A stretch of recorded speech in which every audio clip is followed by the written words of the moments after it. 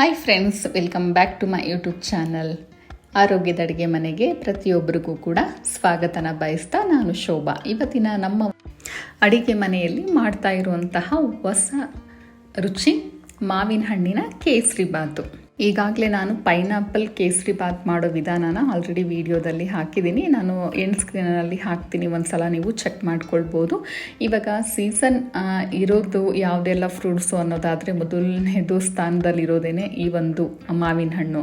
ಈ ಸೀಸನ್ ಮುಗಿಯೋಷ್ಟರಲ್ಲಿ ನಾವು ಒಂದು ಬಾರಿ ಆದ್ರೂ ಕೇಸರಿ ಬಾತ್ನ ಮಾಡಿಕೊಂಡು ತಿನ್ನೋದ್ರಿಂದ ತುಂಬಾ ರುಚಿಯಾಗಿರುತ್ತೆ.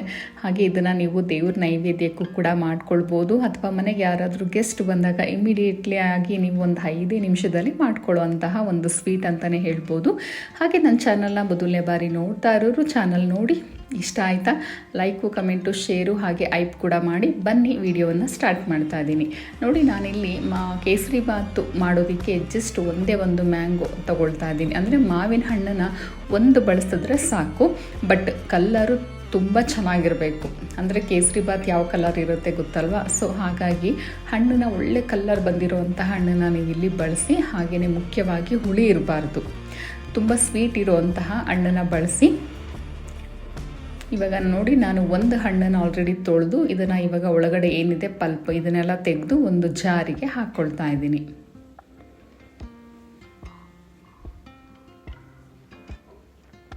ಕಡಿಮೆ ಖರ್ಚು, ನಂತರ ಬೇಗ ಆಗುವಂಥದ್ದು. ಈ ಒಳಭಾಗ ಏನಿದೆ ಪಲ್ಪು ನಾವು ಇದನ್ನು ಕ್ಲೀನಾಗಿ ನಾವು ತೆಕ್ಕೊಳ್ಬೇಕಾಗತ್ತೆ.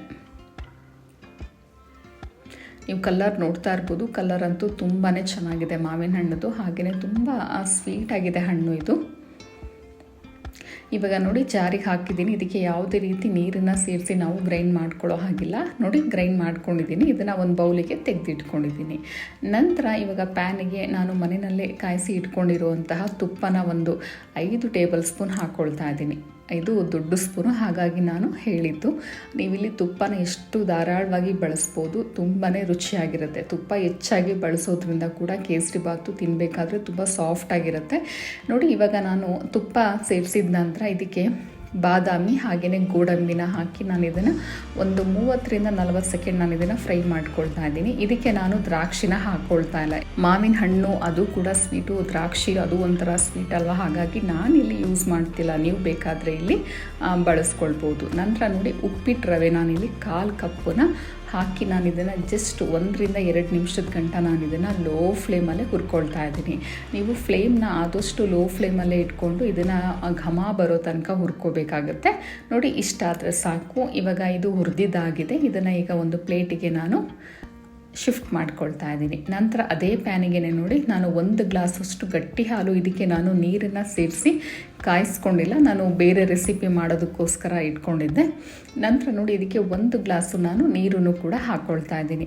ಸ್ನೇಹಿತರೆ, ಮುಖ್ಯವಾಗಿ ಒಂದು ಹೇಳಬೇಕು ವಿಚಾರನ. ಅದಕ್ಕಿಂತ ಮುಂಚೆ ನೋಡಿ, ಒಂದು 4 ಟೇಬಲ್ ಸ್ಪೂನು ನಾನು ಸಕ್ಕರೆ ಹಾಕ್ಕೊಳ್ತಾ ಇದ್ದೀನಿ.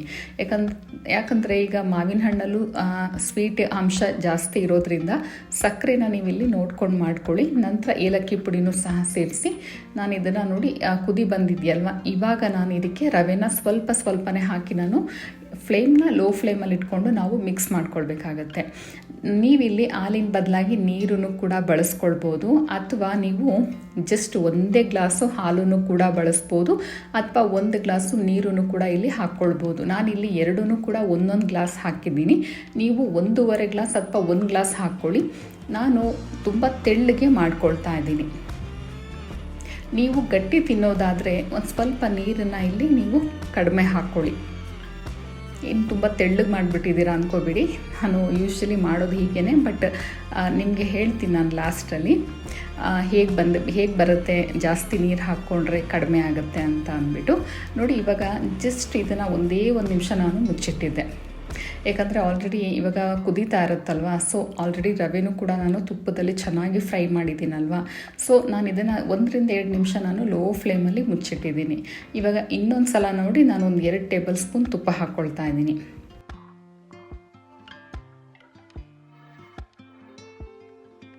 ಇದು ಕನ್ಸಿಸ್ಟೆನ್ಸಿ ಯಾವ ರೀತಿ ಇದೆ ಅಂತ ಅಂದ್ಬಿಟ್ಟು, ನೀವು ಹೀಗೆ ಮಾಡ್ತೀನಿ ಅನ್ನೋದಾದರೆ ನೀವು ಮುಚ್ಚಿಟ್ರೆ ಇದು ಗಟ್ಟಿ ಆಗುತ್ತೆ.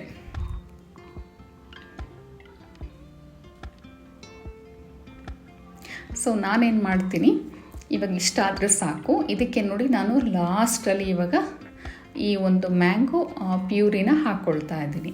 ಇದನ್ನು ಹಾಕಿದ ಮೇಲೆ ನಾವು ಚೆನ್ನಾಗಿ ಈ ರವೆಗೆ ಬೆರಿಬೇಕು, ಅಲ್ಲಿ ತನಕ ನಾವು ಚೆನ್ನಾಗಿ ಮಿಕ್ಸ್ ಮಾಡ್ಕೊಳ್ಳೋಣ. ರವೆನೂ ಕೂಡ ತುಂಬ ತೆಳ್ಳಗಿರೋದ್ರಿಂದ ಈ ಒಂದು ಮ್ಯಾಂಗೋ ಪ್ಯೂರಿನ ಹಾಕೋದ್ರಿಂದ ಬೇಗನೆ ಇದು ಸ್ವಲ್ಪ ಇದು ತೆಳ್ಳಗಾಗುತ್ತೆ. ಹಾಗಾಗಿ ನೀವು ಅಂದರೆ ಗಟ್ಟಿ ತಿನ್ನೋರ್ಗಾದರೆ ನಾನು ಹೇಳ್ತಾ ಇರೋದು, ಗಟ್ಟಿ ಇಷ್ಟಪಡ್ತೀರಲ್ವ ಅಂಥವ್ರು ಏನು ಮಾಡಿ, ನೀವು ನೀರಿನ ಪ್ರಮಾಣನ ಕಡಿಮೆ ಮಾಡಿಕೊಂಡು ನೀವು ಲಾಸ್ಟಲ್ಲಿ ಈ ಒಂದು ಮ್ಯಾಂಗೋ ಪ್ಯೂರಿನ ಸೇರಿಸ್ಕೊಳ್ಬೋದು. ನೋಡಿ ಇವಾಗ ಫೈನಲಾಗಿ ಮಿಕ್ಸ್ ಮಾಡ್ಕೊಳ್ತಾ ಇದ್ದೀನಿ. ಬಣ್ಣ ಯಾವ ರೀತಿ ನ್ಯಾಚುರಲಾಗಿ ಬಂದಿದೆ ಅಂತ ಅಂದ್ಬಿಟ್ಟು ಈಗ ನಾನು ಮತ್ತೊಮ್ಮೆ ತುಪ್ಪ ಹಾಕ್ಕೊಳ್ತಾ ಇದ್ದೀನಿ. ನಾನು ಇಲ್ಲಿ ಸುಮಾರು ಒಂದು 1/4 ಕಪ್ ತುಪ್ಪ ಬಳಸಿದ್ದೀನಿ. ನೀವು ಇಲ್ಲಿ ತುಪ್ಪನ ಕಡಿಮೆ ಕೂಡ ಬಳಸ್ಕೊಳ್ಬೋದು, ಅಥವಾ ತುಪ್ಪದ ಜೊತೆಯಲ್ಲಿ ನೀವು ಎಣ್ಣೆನೂ 2 ಮಿಕ್ಸ್ ಮಾಡಿ ಇಲ್ಲಿ ಬಳಸ್ಕೊಳ್ಬೋದು. ಬಟ್ ಗಾಣದ ಎಣ್ಣೆನ ಬಳಸಿ ಒಳ್ಳೆಯದು ನಮ್ಮ ಒಂದು ಆರೋಗ್ಯಕ್ಕೆ. ಇವಾಗ ನೋಡಿ ನಾನು ಪಲ್ಪ್ ಏನು ಇದೆ ಅದನ್ನು ಮಿಕ್ಸ್ ಮಾಡಿದ ನಂತರ ಜಸ್ಟ್ 1 ರಿಂದ 2 ನಿಮಿಷ ನಾವು ಲೋ ಫ್ಲೇಮಲ್ಲಿ ಇದನ್ನು ಹಾಗೆ ಬಿಡಬೇಕಾಗತ್ತೆ. ಹೆಚ್ಚೊತ್ತು ನಾವು ಇದನ್ನು ಬೇಯಿಸಬಾರ್ದು, ಜಸ್ಟ್ 1 ನಿಮಿಷ ಆದರೆ ಸಾಕು. ನೋಡಿ ನಾನು ಆಲ್ರೆಡಿ ಸ್ಟವ್ನು ಕೂಡ ಆಫ್ ಮಾಡ್ಕೊಂಡಿದ್ದೀನಿ, ನಿಮಗೆ ತೋರಿಸ್ತಾ ಇದ್ದೀನಿ ಕನ್ಸಿಸ್ಟೆನ್ಸಿ ಯಾವ ರೀತಿ ಬಂದಿದೆ ಅಂತ ಅಂದ್ಬಿಟ್ಟು. ಇದು ಇನ್ನೂ ಒಂದು ಸ್ವಲ್ಪ ಗಟ್ಟಿ ಆಗುತ್ತೆ, ತುಂಬ ಗಟ್ಟಿ ಆಗಲ್ಲ, ಸ್ವಲ್ಪ ಗಟ್ಟಿ ಆಗುತ್ತೆ. ಎಲ್ಲೂ ಕೂಡ ಗಂಟಾಗೋದಿಲ್ಲ. ಯಾವಾಗಲೂ ಒಂದೇ ರೀತಿಯಲ್ಲಿ ಕೇಸರಿ ಬಾತು ತಿಂದು ಬೇಜಾರಾಗಿದ್ದರೆ ಖಂಡಿತವಾಗ್ಲೂ ಒಂದು ಮಾವಿನ ಹಣ್ಣಿದ್ರೆ ಸಾಕು, ಈ ಒಂದು ಕೇಸರಿ ಬಾತು ಬೇಗನೆ 5 ನಿಮಿಷದಲ್ಲಿ ನೀವು ಮಾಡ್ಕೊಳ್ಬೋದು. ಇವಾಗ ನಾನು ಮುಚ್ಚಳನ ಮುಚ್ಚಿ ಇದನ್ನು ಒಂದು 2-3 ನಿಮಿಷ ಇದನ್ನು ಹಾಗೆ ಬಿಡ್ತಾ ಇದ್ದೀನಿ. ನೋಡಿ ಫೈನಲ್ ಆಗಿ ತುಪ್ಪ ಎಲ್ಲ ಮೇಲ್ಗಡೆ ಬಿಟ್ಟಿದೆ. ಹಾಗೆ ನೋಡೋದಕ್ಕಂತೂ ತುಂಬಾ ಸೊಗಸಾಗಿ ತುಂಬಾ ಅದ್ಭುತವಾದಂತಹ ಒಂದು ಬಣ್ಣದಿಂದ ಕೂಡಿದೆ. ಇದಕ್ಕೆ ಯಾವುದೇ ರೀತಿ ನಾನು ಕಲರ್ನ ಬಳಸಿಲ್ಲ, ಒಂದು ಮ್ಯಾಂಗೋ ಇದ್ದರೆ ಸಾಕು. ಈ ರೀತಿಯಾಗಿ ನೀವು ಕೂಡ ನಿಮ್ಮ ಮನೆಯಲ್ಲಿ ಟ್ರೈ ಮಾಡಿ. ನಾನು ಸ್ವಲ್ಪ ತೆಳ್ಳಗೆ ಮಾಡ್ಕೊಂಡಿದ್ದೀನಿ, ಫಸ್ಟೇ ಹೇಳೋದ್ನಲ್ವ, ನಿಮ್ಗೆ ಇನ್ನೂ ಗಟ್ಟಿ ಬೇಕು ಅಂದರೆ ನೀರನ್ನು ನೀವು ಇಲ್ಲಿ ಕಡಿಮೆ ಸೇರಿಸಿ ಮಾಡ್ಕೊಳ್ಳಿ. ಹಾಗೆ ನಾನು ಇಲ್ಲಿ ತುಪ್ಪದ ಪ್ರಮಾಣನ ಸ್ವಲ್ಪ ಹೆಚ್ಚಿಗೆ ಬಳಸ್ಕೊಂಡಿದ್ದೀನಿ. ಅಂದರೆ ನಾನು ಇಲ್ಲೇನು ತೊಗೊಂಡಿದ್ದೀನಿ ರವೆಗೆ ಅಷ್ಟೇನೆ, ಬಟ್ ತುಪ್ಪ ಇದ್ದರೆ ತುಂಬಾ ಚೆನ್ನಾಗಿರುತ್ತೆ. ಇವಾಗ ಇದು ರೆಡಿ ಆಗಿದೆ. ಇವಾಗ ಬೌಲಿಗೆ ಇವಾಗ ಸರ್ವ್ ಮಾಡ್ಕೊಳ್ತಾ ಇದ್ದೀನಿ. ಈ ರೀತಿ ಮಾಡೋದ್ರಿಂದ ನಾವು ಮಕ್ಕಳಿಗೂ ಸಹ ಕೊಡ್ಬೋದು, ತುಂಬ ಸಾಫ್ಟಾಗಿರುತ್ತೆ. ಹಾಗೆಯೇ ವಯಸ್ಸಾದವ್ರಿಗೆ ಹಾಗೆ ಹಲ್ಲು ಇಲ್ಲದೆ ಇರೋವಂತಹ ಅಜ್ಜಿಗಳಿಗೂ ಕೂಡ ಈ ಒಂದು ರೆಸಿಪಿನ ಮಾಡಿಕೊಟ್ರೆ ಅವರು ಕೂಡ ತುಂಬಾ ಆನಂದಪಟ್ಟು ತಿಂತಾರೆ ಅಂತಲೇ ಹೇಳ್ಬೋದು. ಇವಾಗ ಫೈನಲ್ ಆಗಿ ನೋಡಿ ಯಾವ ರೀತಿ ಕಾಣಿಸ್ತಾ ಇದೆ ಅಂತ ಅಂದ್ಬಿಟ್ಟು. ಹಾಗೆ ನಾನು ಮಾಡಿರುವಂತಹ ಈ ಒಂದು ಮಾವಿನ ಹಣ್ಣಿನ ಕೇಸರಿ ಬಾತ್ ವಿಡಿಯೋ ಇಷ್ಟ ಆದಲ್ಲಿ ಪ್ಲೀಸ್ ಎಲ್ಲರಿಗೂ ಕೂಡ ಶೇರ್ ಮಾಡಿ. ಹಾಗೆಯೇ ಪೂರ್ತಿಯಾಗಿ ಯಾರೆಲ್ಲ ವಿಡಿಯೋ ನೋಡಿದ್ದೀರಾ ಪ್ರತಿಯೊಬ್ಬರಿಗೂ ಕೂಡ ಧನ್ಯವಾದ. ಹೀಗೇ ವಿಡಿಯೋನ ನೋಡ್ತಾ ಇರಿ, ಹೀಗೇ ಸಪೋರ್ಟ್ ಮಾಡ್ತಾ ಇರಿ.